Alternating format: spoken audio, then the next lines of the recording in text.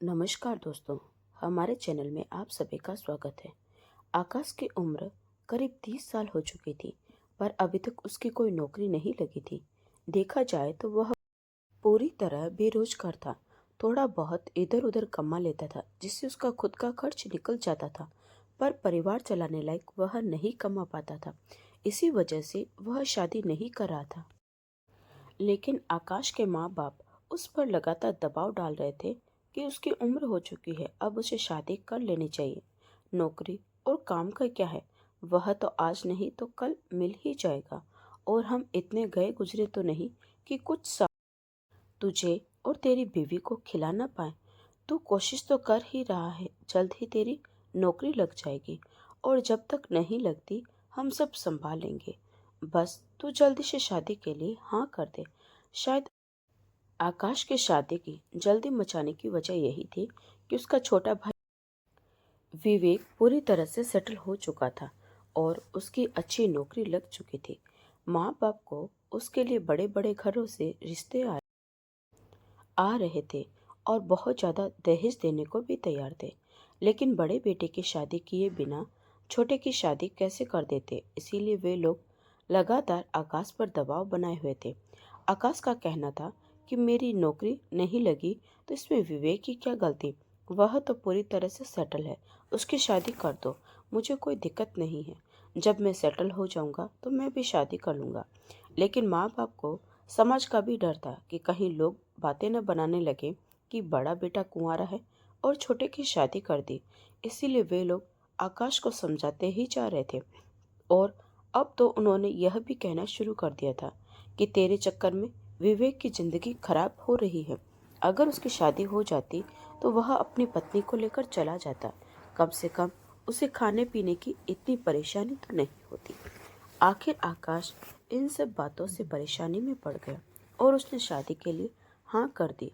उसके बाद उसके माँ बाप ने देखे सुने रिश्ते में साक्षी को पसंद कर लिया और आकाश के साथ उसकी शादी कर दी। साक्षी मध्यम वर्गीय परिवार की लड़की थी, जिसके पिता नहीं थे। वह पढ़ी लिखी थी, पर पिता न होने के कारण उसकी शादी में कठिनाई हो रही थी और उसकी माँ के पास दहेज देने के लिए ज़्यादा पैसे भी नहीं थे। और क्योंकि आकाश कोई नौकरी नहीं करता था, तो उसके लिए उसके माँ बाप की कोई खास डिमांड भी नहीं थी। इसीलिए साक्षी की शादी आकाश के साथ आसानी से हो गई और वह उस घर की बड़ी बहू बनकर आ गई। साक्षी की शादी के 15 दिन बाद ही विवेक की शादी भी रिया से कर दी गई, जो कि अपने साथ बहुत ज़्यादा दहेज लेकर आई थी और बहुत बड़े घर की लड़की थी, क्योंकि विवेक अच्छे ओहदे पर काम करता था। अब घर में वही सब शुरू हो गया जो अधिकतर घरों में होता है। घर में रिया सर्वोपरि हो गई, क्योंकि वह अमीर घर की बेटी थी, ज्यादा दहेज लाई थी और एक काबिल पति की पत्नी भी। और साक्षी उस घर की नौकरानी की तरह रह गई, जिसे जुबान खोलने तक का हक नहीं था। कोई भी उसे कुछ भी बोल देता था। आकाश को यह सब बर्दाश्त नहीं होता था, पर शादी को अभी ज्यादा समय नहीं हुआ था, इसीलिए वह कोई बवाल नहीं चाहता था और मजबूर भी था। अगर वह कुछ बोलता भी तो क्या वह इस काबिल था कि अपनी पत्नी का खर्चा उठा सके? आज उसे अपने फैसले पर बहुत पछतावा हो रहा था, क्योंकि उसकी वजह से रिया इस घर में फंस गई थी और अब जब तक वह सही से सेटल नहीं हो जाए, रिया की यही स्थिति रहती। खैर, कुछ दिनों बाद रिया और विवेक वहां से चले गए।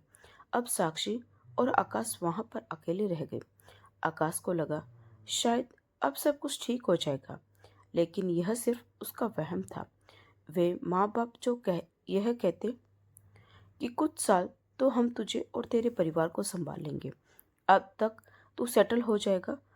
अब उन्हें साक्षी और आकाश द्वारा खाई जाने वाली एक एक रोटी भारी पड़ने लगी थी और उनकी एक एक रोटी का हिसाब दिया जाता था।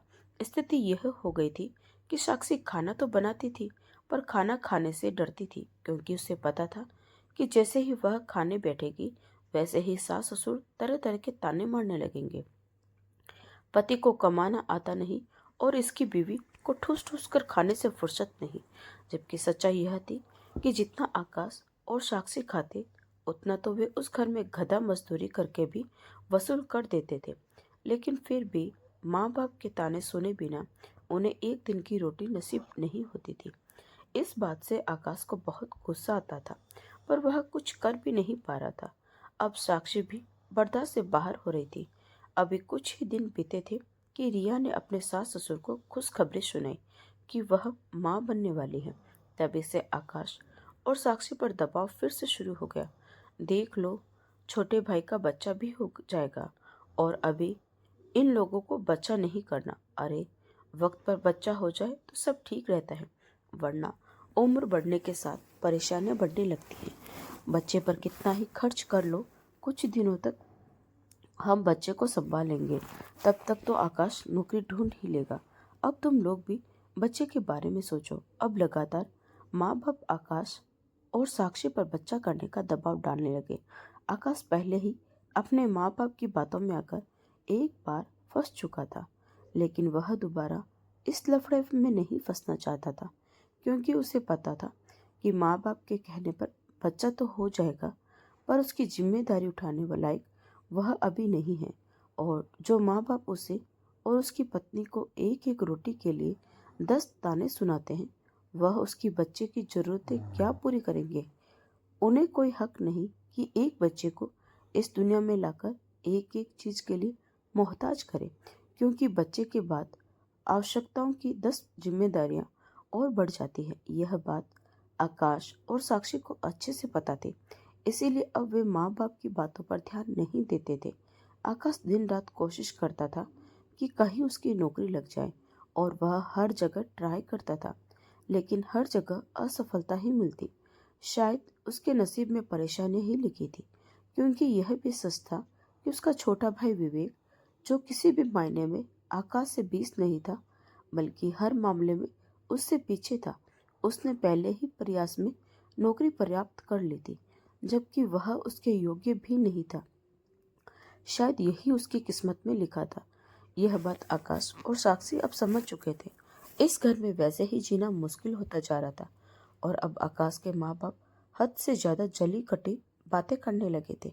एक दिन चिढ़कर साक्षी ने कह दिया, आकाश, कुछ भी करो, चाहे मजदूरी करो, लेकिन अब मैं और ताने नहीं सुन सकती। मैं भी इंसान हूँ। शादी के समय तो मेरी माँ से बोला था कि अभी बेटा कुछ नहीं करता, जल्दी कर लेगा, तब तक हम आपकी बेटी को अच्छे से संभाल लेंगे, उसे कोई परेशानी नहीं होगी। भगवान की दया से हमारे पास किसी चीज़ की कमी नहीं है, और अब देखो, एक एक रोटी का हिसाब लिया जाता है।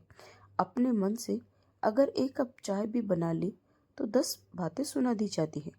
पैसे का महत्व समझा दिया जाता है। अब मुझसे यह बर्दाश्त नहीं होता। मुझे नहीं पता, लेकिन अब तुम्हें कुछ करना पड़ेगा। मैं तुम्हारे साथ नमक रोटी खाकर रहने को तैयार हूँ, पर इस घर में माँ बाप के और ताने नहीं बर्दाश्त कर सकते। आकाश को भी पता था कि साक्षी गलत नहीं कह रही। घर का माहौल बहुत खराब हो चुका था। इसी बीच रिया डिलीवरी के लिए ससुराल आ गई थी, और अब साक्षी के साथ और ज़्यादा गलत व्यवहार उसकी सास करने लगी थी। उन्होंने साक्षी को रिया की नौकरानी बनाकर रख दिया था। रिया कमरे में बैठी बैठी आदेश देती, और साक्षी बना बनाकर तरह तरह के खाने परोसती, और वह खाना सिर्फ रिया के लिए बनता। अगर उसमें से कुछ बच जाता तो भी साक्षी को 4 बातें सुना दी जाती थी कि उसे पैसों की कदर नहीं, क्योंकि राशन उसे नहीं लाना पड़ता।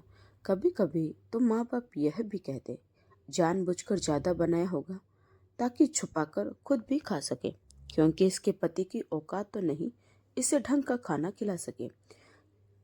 यह सब सुनकर साक्षी जोर जोर से रोने लगती। इसी वजह से अब आकाश ने बहुत बड़ा फैसला ले लिया था, और उसने साक्षी से कहा, साक्षी, अपना सामान बांधो, अब हम इस घर में बिल्कुल नहीं रहेंगे। भले हमें मजदूरी करनी पड़े, लेकिन अब तुम और मैं नहीं रहेंगे। माँ बाप ने भी गुस्से में कहा, हाँ तो निकल जाओ, एक दिन आटे दाल का भाव पता चल जाएगा, नाक रगड़ते हुए वापस आओगे। यहाँ मुफ्त की रोटी मिल रही है तो जुबान ज्यादा चल रही है। रिया यह सब सुनकर खुश हो रही थी और सोच रही थी कि उसके ससुराल में उसकी कितनी इज्जत है, और उसके पति की वजह से ही घर में उसकी अहमियत है। आकाश और साक्षी उसी वक्त घर छोड़कर चले गए। उन्हें नहीं पता था कि कहाँ जाए। साक्षी ने कहा, फिलहाल मेरे घर चलते हैं। आकाश बोला, कैसी बातें कर रही हो? तुम्हारी माँ तो वैसे भी अकेली है, ऊपर से हम दोनों जाकर उन पर बोझ बढ़ाएंगे। साक्षी बोली, ऐसी कोई बात नहीं है, कम से कम हमारे सर पर छत तो होगी। उसके बाद हम क्या करना है देख लेंगे। हम मम्मी पर बोझ नहीं बनेंगे, कुछ न कुछ तो हम कर ही लेंगे। अब जो घर से निकल ही गए हैं तो अपना भविष्य संवार कर ही रहेंगे। उधर आकाश के माँ बाप सोच रहे थे कि 1-2 महीने धक्के खाकर वे दोनों खुद वापस आ जाएंगे, क्योंकि इतना आसान नहीं है नौकरी मिलना। और अगर आकाश को नौकरी मिलनी होती तो अब तक मिल चुकी होती। नौकरी के लिए काबिलियत भी चाहिए, जो आकाश में नहीं है। जबकि उन्हें अच्छे से पता था कि आकाश विवेक से कहीं अधिक काबिल है, बस उसका नसीब उसका साथ नहीं दे रहा था। खैर, साक्षी और आकाश साक्षी के घर पहुंच चुके थे। साक्षी की माँ उन्हें अचानक वहां देखकर परेशान हो गई, लेकिन धीरे धीरे साक्षी ने अपनी माँ को सारी बात समझाई और बोली, मम्मी, आप परेशान मत होना, बस हम कुछ दिन यहाँ रहेंगे, लेकिन आपके ऊपर कोई बोझ नहीं डालेंगे। कुछ ना कुछ तो हम कर ही लेंगे। साक्षी की माँ बोली, वह तो मुझे पता है बेटा, लेकिन तेरे सास ससुर ने शादी के वक्त झूठे वादे क्यों किए थे? मुझे तो यही बोला था कि वह संभाल लेंगे, और अब बेटे बहू उन्हें इतने भारी लगने लगे। साक्षी और आकाश ने कुछ नहीं कहा। दोनों सोच रहे थे कि अब हमें क्या करना है। तभी आकाश बोला, मैं जरा बाहर जाकर देखता हूँ। अब नौकरी की तो कोई उम्मीद है ही नहीं। देखता हूँ कहीं कुछ काम मिल जाए तो कोई काम पकड़ लूँ। पढ़ाई लिखाई तो अब मेरे किसी काम आने वाली नहीं। तभी साक्षी की माँ बोले, साक्षी, अगर आकाश का नसीब साथ नहीं दे रहा तो तू कोशिश क्यों नहीं करती? आखिर तू भी तो पढ़ी लिखी है, तेरी पढ़ाई लिखाई कब काम आएगी?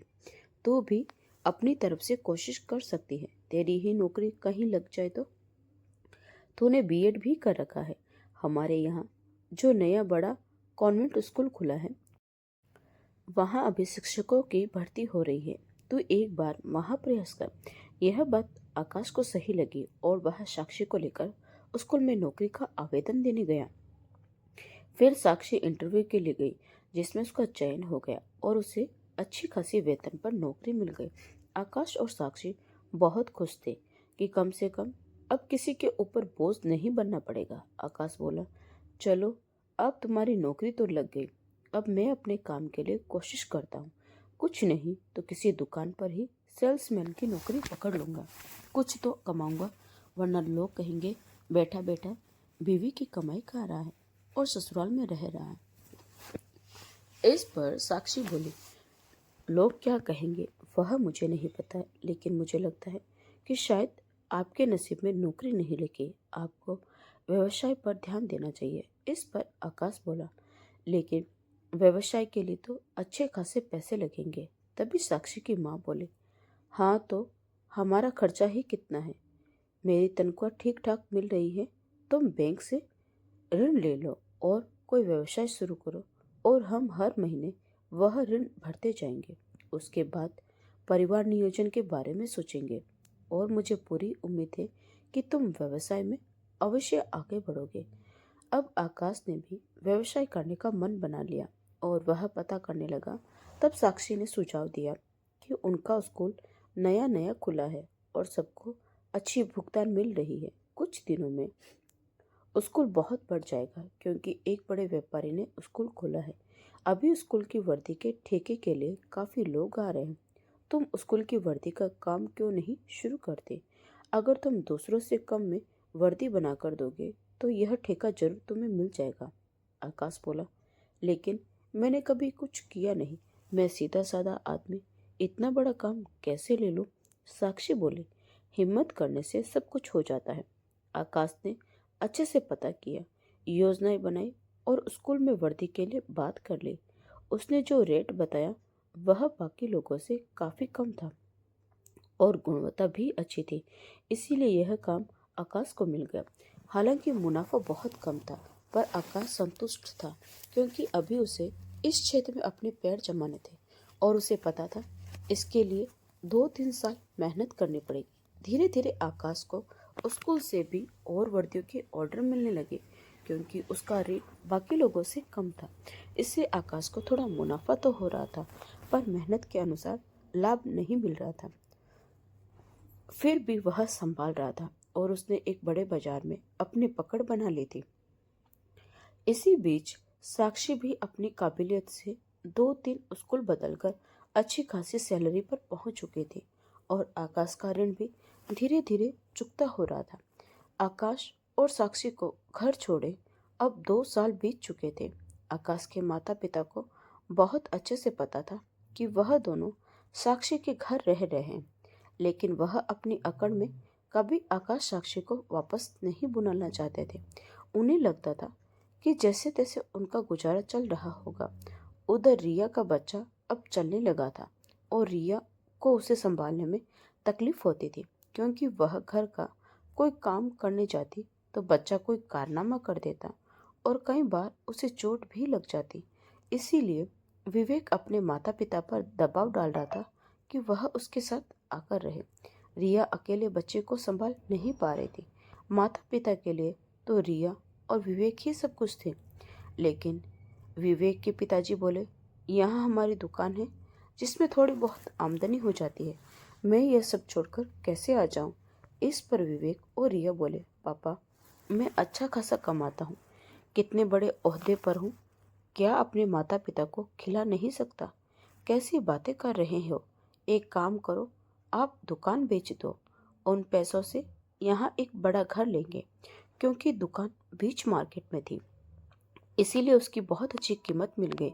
उन पैसों से यहाँ एक अच्छा बड़ा घर आसानी से मिल सकता था और फिर सब आराम से वहीं रह सकते थे। माता पिता को भी यह बात ठीक लगी और उन्होंने दुकान बेचने की सोच ली। यह बात आकाश को पता चल चुकी थी और उसने अपने पिता को फोन कर कहा, यह दुकान बेचकर विवेक के लिए घर कैसे खरीद सकते हैं। इस पर उसके पिता बोले, जो बेटा बुढ़ापे में हमारी देखभाल करेगा, जिस बेटे के साथ हम रहेंगे, हम तो उसके लिए ही सोचेंगे ना। तू तो जाकर अपने ससुराल में बस गया है और यह दुकान मेरी है, मैं इसका कुछ भी करूं, तुझे कोई हक नहीं बोलने का। पहले अपना खर्चा चला ले, फिर बड़ी बड़ी बातें करना। कहकर उन्होंने फोन रख दिया। आकाश ने दोबारा कुछ भी बोलने की नहीं सोची। खैर आकाश के माता पिता दुकान बेचकर विवेक के पास जा चुके थे और वहां एक बड़ा घर खरीद लिया था। लेकिन कुछ ही दिनों में उन्हें सारी सच्चाई समझ आने लगी। घर में उनकी हालत नौकरों जैसी हो गई थी और अगर वह दिन भर मेहनत करे तो भी उन्हें 2 रोटियां मिलती और उन रोटियों के लिए भी उन्हें वही 10 ताने सुनने पड़ते जो उन्होंने कभी आकाश और साक्षी को दिए थे। आज वही सब कुछ उन्हें खुद भुगतना पड़ रहा था। अब और बेइज्जती उनसे बर्दाश्त नहीं हो रही थी और वह चुपचाप अपने पुराने घर लौट आए। पर अब यहाँ क्या करते, दुकान तो बिक चुकी थी और उन पैसों से उन्होंने विवेक के नाम पर घर खरीद लिया था जिस पर उनका कोई अधिकार नहीं था। सिवाय हाथ मलने के वह कुछ नहीं कर सकते थे क्योंकि रोजी रोटी का सहारा भी जा चुका था। आकाश को यह बात पता थी लेकिन वह इस मामले में कुछ नहीं बोलना चाहता था। उधर आकाश की आमदनी अब ठीक ठाक हो चुकी थी, इसीलिए वह किराए के घर में शिफ्ट हो गया था।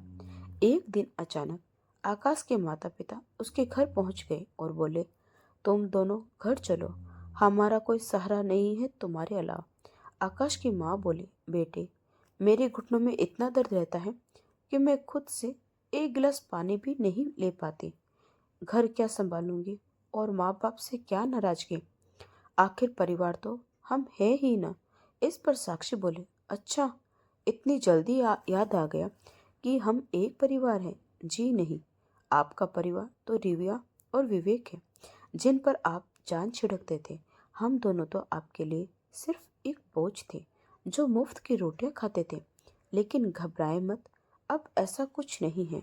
अब हमारे पास अच्छी खासी आमदनी का जरिया है, मैं भी अच्छा कमा लेती हूँ और आकाश का काम भी अच्छा चल रहा है। सारा ऋण भी हमने चुका दिया है और अब हम सुकून की जिंदगी जी रहे। हमें फिर से आपके पास आकर पुराने दिनों को याद नहीं करना, वरना फालतू ही मेरा दिल दुखेगा। लेकिन आकाश के माता पिता आकाश और साक्षी को मनाने की पूरी कोशिश कर रहे थे और साक्षी से माफी भी मांग रहे थे।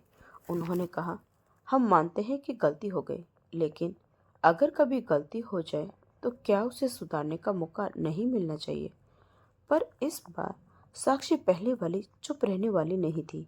उसने साफ कहा, बिल्कुल सुधारने का मौका मिलना चाहिए, और वह मौका आपको मिल सकता है।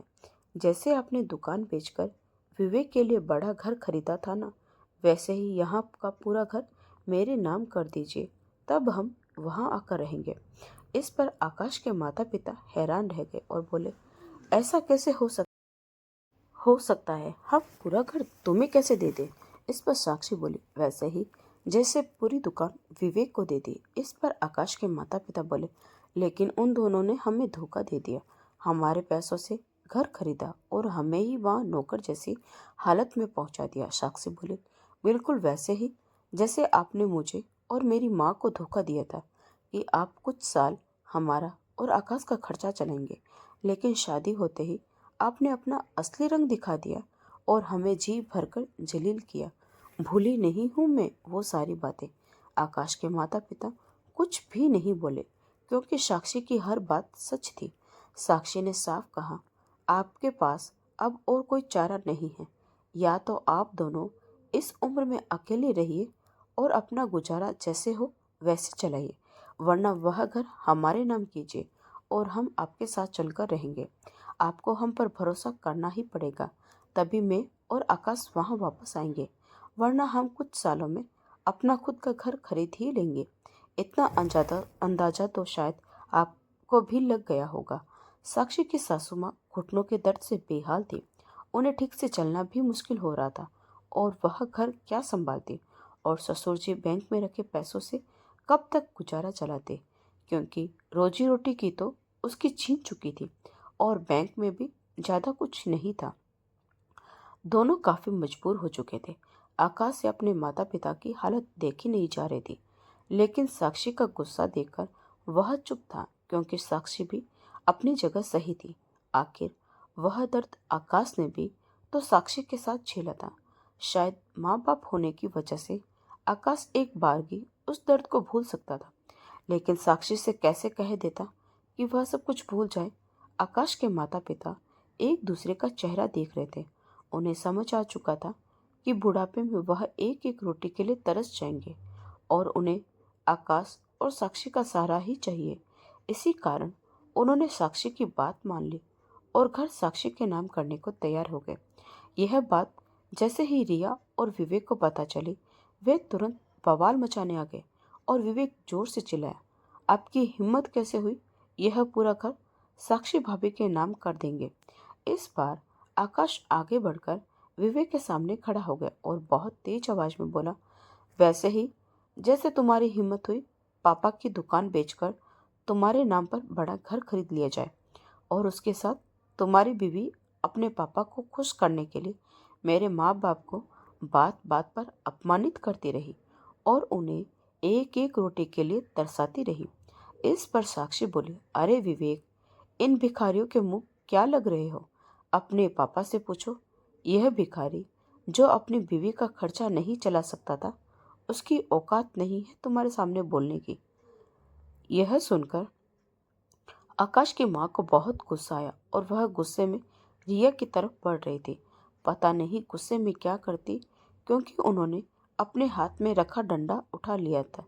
पर आकाश ने उनका हाथ पकड़ लिया और बहुत जोर से विवेक से बोला, अगर अपनी भलाई चाहते हो तो चुपचाप यहाँ से चले जाओ, वरना तुम्हारे और तुम्हारी बीवी पर धोखाधड़ी का केस लगवाऊंगा। पापा से दुकान बिकवा कर अपने नाम पर घर खरीद लिया। सोचते हो हमें पता नहीं? अब मैं पुराना वाला आकाश नहीं हूँ, बहुत बदल गया हूँ। और हाँ, पैसों के मामले में मैं तुमसे ज़्यादा कमाता हूँ। अपनी यह अकड़ जाकर अपने ससुराल में दिखाना। शायद वे तुम्हें बहुत अमीर समझकर सह लें।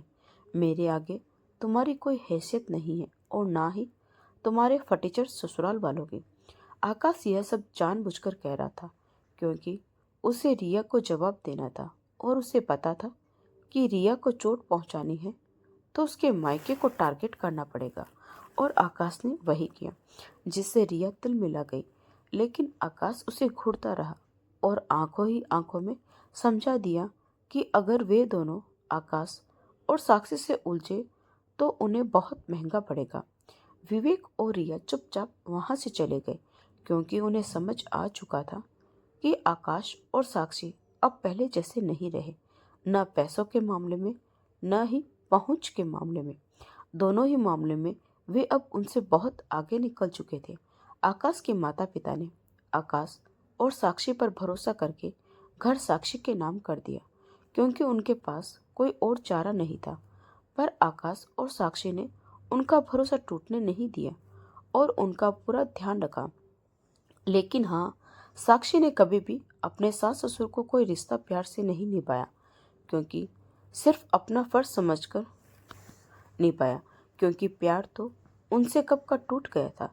रिश्ता था ही कहाँ उसे निभाया जाता। जो कभी सम्मान नहीं दे पाए, उनसे स्नेह की उम्मीद भी कितनी की जाए। साक्षी ने बस इतना तय किया था कि जैसे उसके अपने माता पिता ने उसे गरिमा के साथ पाला, वैसे ही वह किसी बुजुर्ग की बेइज्जती नहीं करेगी, चाहे सामने वाला उसकी भावनाओं को समझे या नहीं। आकाश भी सब देखता था। कभी कभी उसके मन में आता कि काश सब पहले जैसा हो जाता, पर वह जानता था कि रिश्ते कपड़े नहीं हैं जिन्हें पलटकर पहन लिया जाए। कुछ धागे समय के साथ घिस जाते हैं और फिर लौटकर वैसे नहीं आते जैसे पहले थे। दिन बीतते गए, घर में कोई लड़ाई नहीं थी, कोई रोना नहीं, कोई झगड़ा नहीं, बस एक ऐसी चुप्पी जो सब कुछ कह देती थी। साक्षी दवा देती, खाना परोसती, डॉक्टर के पास ले जाती और त्योहारों पर घर सजाती, पर उसके चेहरे पर ना शिकायत होती और ना ही किसी तरह की भावनात्मक निकटता। वह बस अपने हिस्से का कर्तव्य निभा रही थी। आकाश के माता पिता भी यह महसूस करते थे। कभी कभी सास सोफे पर बैठकर खिड़की के बाहर देखती और मन ही मन सोचती, कितना आसान था सब कुछ बिगाड़ देना और कितना मुश्किल है अब उसे वापस जोड़ पाना। पर फिर भी एक सुकून था, कम से कम इस उम्र में किसी के सहारे तो थे। कोई रोज ताना नहीं देता था, कोई भूखा नहीं रखता था, कोई दवा में कमी नहीं छोड़ता था। यह सब भी किसी नेमत से कम नहीं था। समय ने धीरे धीरे घर में अपने तरीके से मरहम लगाया। घाव तो रहे, पर उन घावों के साथ जीने का तरीका भी आ गया। और शायद यही इस कहानी की सबसे बड़ी सच्चाई थी। कुछ रिश्ते खून से नहीं, इंसानियत से पूरे होते हैं, और साक्षी वही कर रही थी। रिश्ता नहीं, इंसानियत निभा रही थी। तो दोस्तों, इस कहानी के प्रति आपकी क्या राय है, कमेंट करके जरूर बताएं। और अगर कहानी अच्छी लगी हो तो प्लीज़ वीडियो को लाइक, शेयर और सब्सक्राइब जरूर करें।